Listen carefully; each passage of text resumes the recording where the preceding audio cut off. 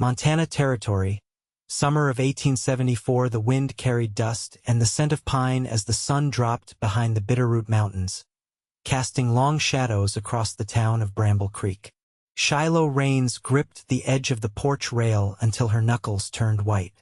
Her dress was faded, patched at the elbows, and the hem was fraying in places she could no longer hide. Her boots had holes in the soles, and her spirit felt just as worn. The man standing at the edge of the porch was holding a folded notice in one hand. His lip curled with the satisfaction of someone who knew he had won. "You have until the end of the week," he said, flipping the paper toward her. "Either pay the debt your late husband left or the land becomes mine. You can keep the house for now, but the livestock, the field, the tools, they all go." Shiloh did not pick up the paper. She already knew what it said. She had been fighting off collectors for over a year now, ever since Silas Raines had been thrown by his own horse and died before he hit the ground. He left her with two things, this land and a mountain of debt she had not known about until it came knocking. "I have 2 sons to feed," she said, her voice steady but low. "There's no one else." The man shrugged. "Then you best think of someone else real quick." She stood there, jaw tight, watching him ride off. From inside the small home came the sound of mismatched boots on the floorboards. Her oldest, Caleb, 13, stepped out with his little brother Kellen, who was 8, trailing behind. "Was that about the land again?" Caleb asked. Shiloh nodded once. Kellen's small hand found hers. "Are we gonna have to leave?" "No," she said, and she meant it. "We are not leaving." But the truth was circling like a hungry wolf. She had no money left. The crops had failed last season. And no one in town would give work to a woman whose husband had died owing half the valley. She was an outcast, whispered about at the mercantile, avoided at the church. The next morning, she hitched the mule and rode the dusty road into town, hoping to barter eggs and the last of her preserves for flour. The sun was hot, her boys silent in the back of the wagon. When she stepped into the general store, the whispers started up again. She should have sold that land months ago. Pride'll kill her quicker than hunger. I heard she begged the banker on her knees. She ignored them and stepped up to the counter. "I have eggs and blackcurrant preserves," she said to the man behind it. "I need flour, matches, and salt." He weighed the eggs, peered at the jar like it might bite him, and said, "I can give you half a pound of flour and 2 matchboxes." "That is not fair." "Neither is life, Mrs. Raines." She was about to argue when the bell above the door rang. Boots stepped in, slow and heavy. She turned. The man who entered looked like he had been carved from the wild itself, broad shoulders, tan skin, a sharp jaw beneath a dusted beard. He wore a trail-worn hat and a long coat that hid a gun belt. His eyes were clear gray and they locked on hers like he had been expecting her. "Shiloh Raines?" he asked, voice low. She stiffened. "Who is asking?" He nodded once. "Name is Knox Adler. I heard you need help." She blinked. "I do not know you." "No, ma'am. But I know something about folks who get left behind by the world." The townsfolk were quiet now, watching. "I do not need charity," she said, straightening. Knox stepped forward, lowering his voice so only she could hear. "I am not offering charity. I am offering a trade. You give me a place to rest and work with my hands, and I will help you clear the debt." She stared at him. "Why?" His eyes didn't waver. "Because I know what it feels like to owe more than you can pay. And because I figure I would rather lift someone up than watch them get crushed." Caleb stepped forward then, squinting up at the stranger. "Can you drive a plow?" Knox looked down, then back at Shiloh. "I can do more than that." She hesitated. She did not trust men. Not anymore. But there was something about this one, something solid and quiet. Not the kind of man who made promises, but the kind who kept them. "Fine," she said. "You can stay in the barn. You work, you eat. That is the deal." Knox tipped his hat. "Fair enough." By the end of the week, Knox had repaired the plow, mended 2 fences, and cleared the eastern field. He never overstepped, never spoke unless needed, and never asked questions. But every time she looked up from her chores, he was watching her. Not in a way that made her skin crawl, in a way that made her feel seen. One night, after supper, She found him near the barn, rolling a cigarette with slow fingers. "You do not smoke it," she said, arms crossed. He looked at her and gave a half shrug. "Habit of the hands. Helps me think." She stepped closer. The air between them felt full, like something waiting to happen. "Why are you really here?" she asked. "I told you. You do not even know me." "I know enough," he said. "I know you are strong. I know you are proud. I know you have been holding up the weight of this land and those boys all by yourself. And I know I would rather be here, helping you, than anywhere else." She looked down, heart pulling tight in her chest. "I am not ready to trust anyone," she said. "I am not asking you to," he said. "Not yet." That night, she could not sleep. She stood at the window and watched him in the barn, his silhouette outlined by lamplight and quiet movement. And for the first time in months, she felt something inside her loosen. The next day, the man who held her debt returned. He had brought 2 men with him, and he was not interested in talking. "You cannot take the plow," she snapped. "We are working the land now. It is still mine until the note is paid," he said, reaching for the reins. Knox stepped out from the barn then, sleeves rolled, jaw tight. "You take one thing from this land," he said, voice like gravel, "and I will bury you in it." The man laughed, but Knox did not. He moved like a storm, fast and certain. A moment later the man was on the ground, choking on dirt, his hired muscle backing away. "You got 5 days," Knox said. "After that, you do not come back." They left. Shiloh stared at him, breath caught. "You could have gotten yourself killed." "I have been close before," he said. "But I will not let anyone take what is yours. Not while I am here." She stepped closer, her eyes searching his. "Why are you like this?" "Because I want to be," he said, voice quieter now. "Because I look at you, and I see a life I would fight for." Her heart thudded hard against her ribs, and she knew something had changed. Something had begun. By the second week of August, the rains came, soft and steady, and the soil began to take the plow's mark again. Shiloh worked beside Knox in the lower field, her hands raw from the handle of the hoe, her back aching with the familiar pull of effort. The boys hauled stones from the furrows and stacked them near the edge of the creek, their faces streaked with mud and sweat. Knox didn't speak much while they worked, only nodding sometimes when she passed him. But he matched her pace, always a row or 2 beside her, never ahead, never lagging. His coat was gone now, left folded in the barn, and his shirt clung to him in the heat. Late in the afternoon, she straightened, wiping her face with the inside of her arm. "You ever farmed before?" she asked without looking over. He paused, leaned on the tool. "No. Never stayed in one place long enough. Doesn't show." He glanced at the sky. "Land teaches you quick if you listen." The scent of wet earth rose around them.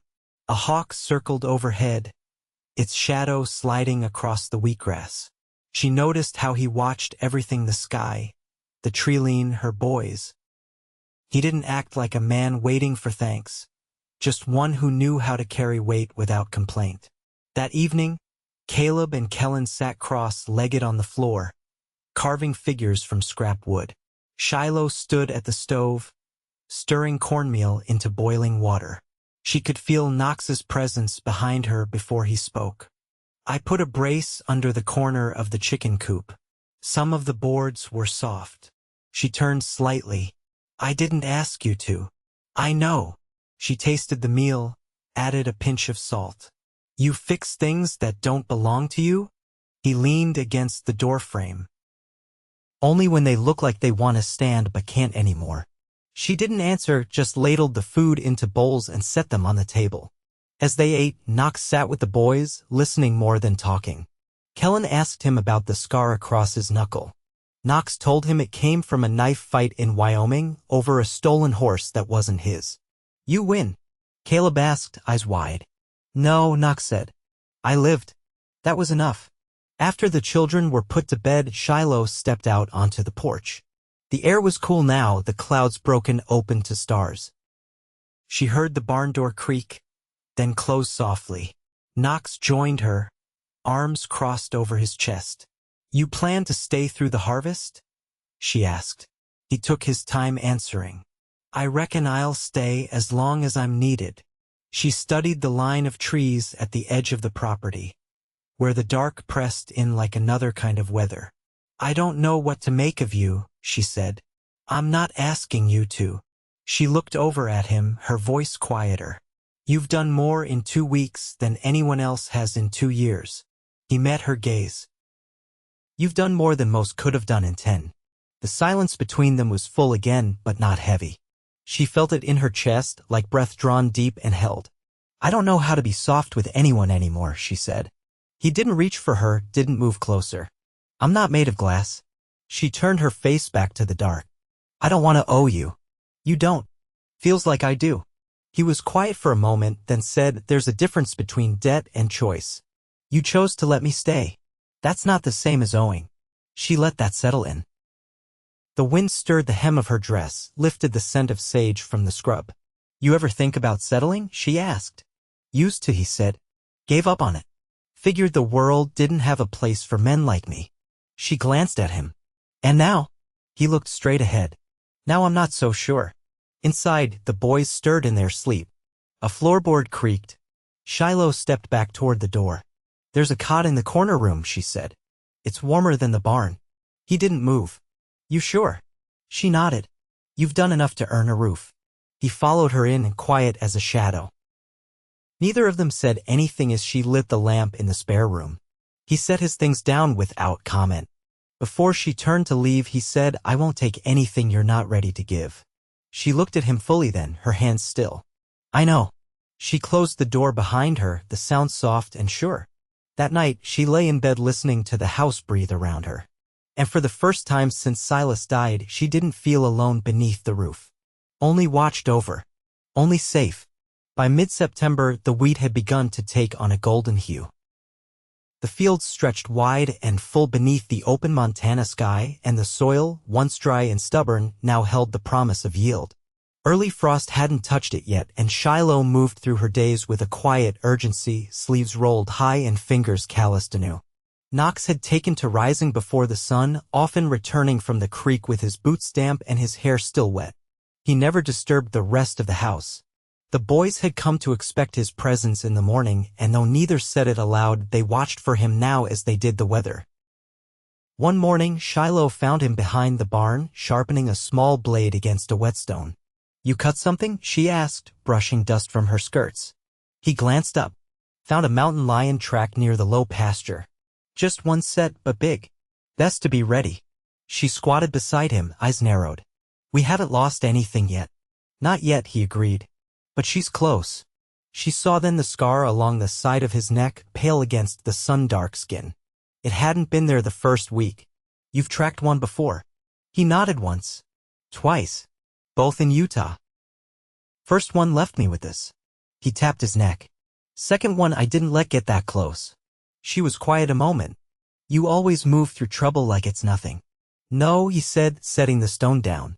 "I just don't show it." Later that day, she sent Caleb and Kellen into town with a list and a promise to stay together. Knox offered to go, but she shook her head. "They need to walk it themselves now and then," she said. "Besides, I've got something I need your help with." He followed her to the far side of the property where an old smokehouse had begun to sag against its own weight. She gestured to the frame. Silas started rebuilding it. Never got past the posts. "You want it working again?" Knox asked, running his hand along the cracked beam. "I want it standing. If this harvest comes through, we'll need somewhere to cure the meat. I'm not leaving anything to spoil this year." They worked in silence for a while. The rhythm of it settled into her bones: lift, brace, hammer. She passed him nails without asking, and he caught them without looking. The sun angled low by the time they sat back on their heels and surveyed the new beams. He took a long drink from the canteen and handed it to her next. "You always make plans like you expect to stay on this land another 10 years, he said. She wiped her mouth. "I do." He watched her face. "Even if they come back for it?" "I'll meet them at the fence with a rifle," she said. This land's been taken from enough women. He studied her for a long moment, then said, You remind me of someone I knew in Texas. She ran a freight depot alone after her husband died. Took on the whole town council when they tried to push her out. What happened to her? She won. Shiloh smiled, just barely. Good. That night, she sat on the porch with her legs drawn up, a quilt over her knees. The boys were asleep, the oil lamp flickering low inside. Knox joined her, carrying an apple he'd sliced with the same blade he'd sharpened that morning. You want some? He asked, holding out the tin plate. She took a piece, biting into the crisp flesh. You always carry a blade? Always. He leaned back in the chair. Makes people think twice before they get close. You don't seem afraid of closeness. I am, he said, not turning. She didn't speak right away. The stars were thick above them and the wind moved in the tall grass like it remembered something. What was her name? She asked finally. He glanced over. The woman in Texas. Maribel. You leave her or she leave you. We were never lovers, he said. I wanted to be. But she was still in love with the man she lost. Shiloh looked down at her hands, then folded the quilt tighter. Doesn't go away. Not really. No, he said. But it doesn't mean there's no room left. She turned her head toward him. You think there could be? I think there already is, he said, voice quiet. She didn't answer, but she didn't look away either. The next morning, she woke to find a rabbit hanging cleaned and dressed by the door, a bundle of wild onions beside it. She followed the tracks back to the edge of the woods, where she found Knox kneeling near a shallow pit, smoothing dirt over it. You hunting before dawn now? She asked. He stood, brushing his hands on his trousers. Didn't want the boys to go hungry if the frost comes early. She stepped closer, arms crossed. You always think ahead like this? Only since I came here. She tilted her head. Why? He looked at her then, eyes steady. Because this is the first place I've been where I wanted to see what comes next. She felt something shift behind her ribs. Not something sudden, but something long in the making. She reached out and touched his wrist just once. I want you to stay, she said. I figured I would, he said. And that was all. They returned to the house together, side by side, and the sun rose behind them, turning the sky to fire. By the first frost, the fields were bare and the root cellar full. The boys had stacked the last of the firewood against the north wall, and Shiloh had laid down heavy quilts over the windows to keep the heat from bleeding out. The land had quieted under the cold, but inside the house, a strange warmth had taken hold, slow, steady, and unmistakable. Knox spent his days repairing the wagon and carving new handles for the tools worn down by summer work. At night, he took to reading aloud from the leather-bound book Silas had kept tucked away, a copy of Pilgrim's Progress, the pages brittle and yellowed. Kellen would fall asleep against his shoulder before the second chapter, and Caleb, too proud to admit he liked the sound of the words, lingered longer each time before pretending boredom.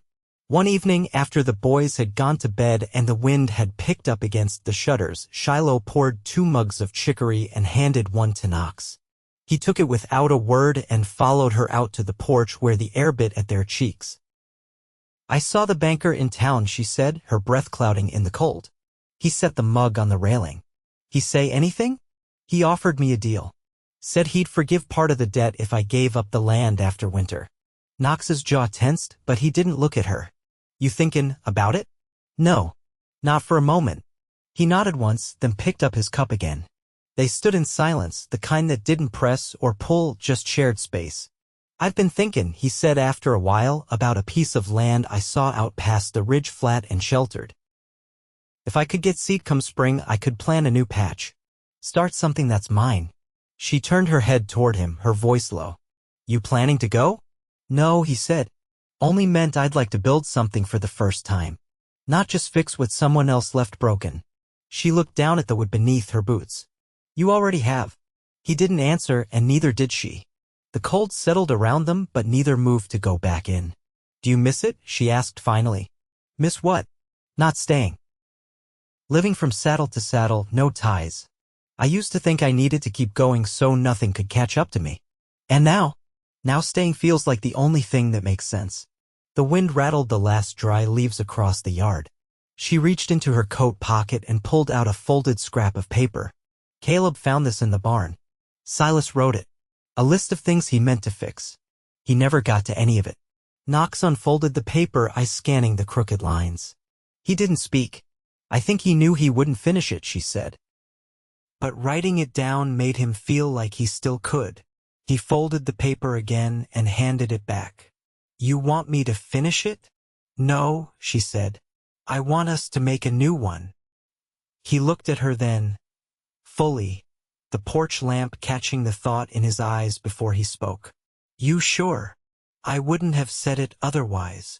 He stepped forward, close enough she could feel the heat off his coat. Then I'll build whatever you write down. Her hands were trembling, not from cold. What if it's more than fences and coops?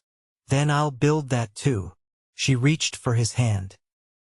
That night he didn't return to the spare room. She didn't offer and he didn't ask. When the house settled into its quiet, he stayed beside her, and neither of them looked away. There were no declarations, no sudden shifts, only a deepening, like snow layering slow upon the earth, soft and sure. In the morning, Caleb found Knox splitting wood behind the shed, same as usual. Shiloh was kneading dough at the table, Kellen humming to himself by the hearth. Nothing had changed, and everything had. By noon, she had started a new list. The first true snow came in the night, soft as breath, and by morning the world outside the windows had turned pale and still. Knox stirred the fire low in the hearth, careful not to let the smoke roll heavy. He moved quiet, mindful of the weight of sleeping bodies in the other rooms, of how easily peace could be broken by carelessness. Shiloh stepped into the kitchen, her shawl wrapped snug around her shoulders. She didn't speak at first, only stood beside him, watching the flames curl around the logs. There's a stillness in snow I never trusted, she said. He nodded. It hides things. She glanced at him. And it buries them. They shared their coffee in silence, the steam rising between them, the warmth of the fire brushing their cheeks. When the boys emerged, rubbing their eyes and tugging on boots, Shiloh handed Caleb the list without explaining. He read it once, his brow furrowed, then passed it to his brother. Kellen looked up. We're building a smokehouse and a new pen for the pig? And a root shelf along the south wall, she added. That'll keep the potatoes from spoiling again. Caleb raised an eyebrow. We never had a pig. We do now, Knox said. Traded 2 snares and a skinned hare for her in town. She's tied behind the barn. The boy's eyes lit, and for once he didn't try to hide it. After breakfast, they bundled up and trudged out to check the animal, small, black-bristled, and stubborn. Shiloh watched Knox kneel beside it, murmuring low, the way he did with all things that came from the woods. She saw how the boys followed his lead now without needing to be asked, how the rhythm of their days had shifted to include him without friction. That afternoon, she stitched new lining into Caleb's coat while Knox worked oil into the hinges on the barn door. The sky hung low, swollen with more snow. The quiet wasn't heavy anymore, it was full of waiting. When he came inside, brushing off the cold, she handed him a wrapped bundle. I made a new shirt, she said. The old one's wearing thin at the elbows. He unwrapped it slowly, a dark wool, patched from leftover fabric but neat and strong. You made this. I did. He ran his thumb over the seams. You made it for me. I did. He looked at her, something unspoken passing between them. Then he stepped forward and touched her cheek, rough fingertips against soft skin. You ever think about marrying again? He asked. She didn't answer right away. Her breath came shallow, but she didn't pull away. I used to think I'd never want to, she said. Not after Silas.